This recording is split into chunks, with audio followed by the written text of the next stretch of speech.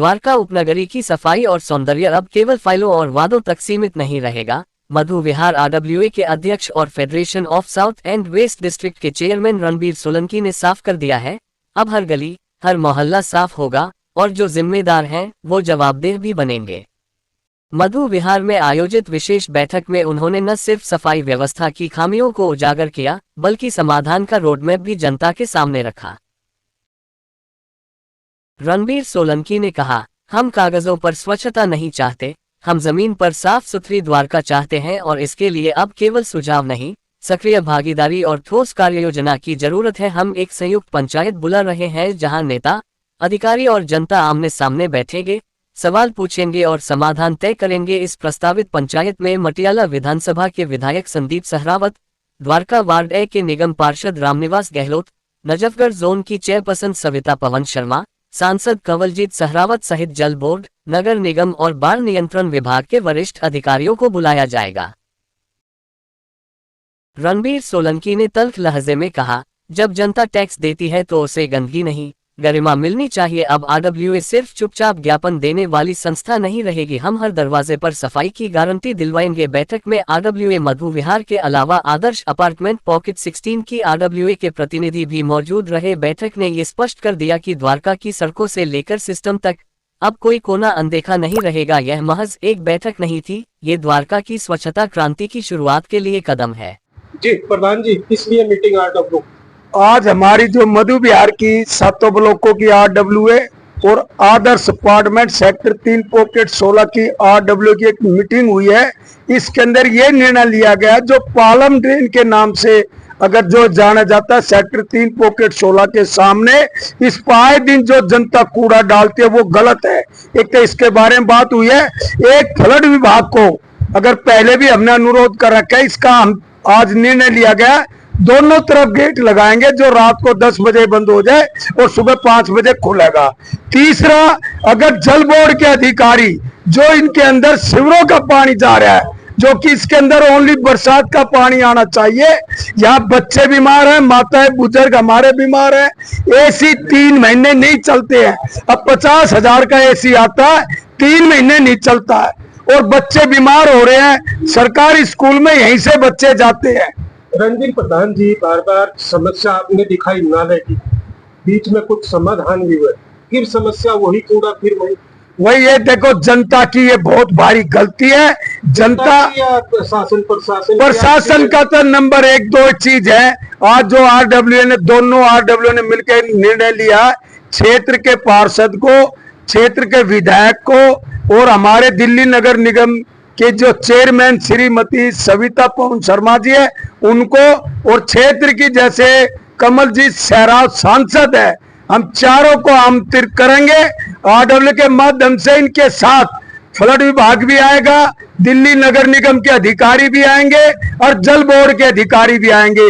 जल बोर्ड का तो काम है, वो इन अधिकारी को इसलिए बुला रहे हैं, जल बोर्ड का जो काम है, जो इसके अंदर सीवर का पानी छोड़ा जा रहा है उसको बंद करे, अंकुश लगाए।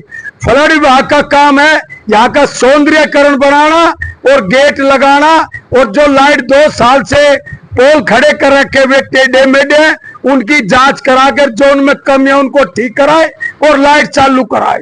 और चेयरमैन को इसलिए बुलाना है, पार्षद को इसलिए बुलाना है, जो दिल्ली नगर निगम के अधिकारी हैं वे पूरी रोड को एक दफे साफ कर दे, उसके बाद ड्यूटी भी लगा दे।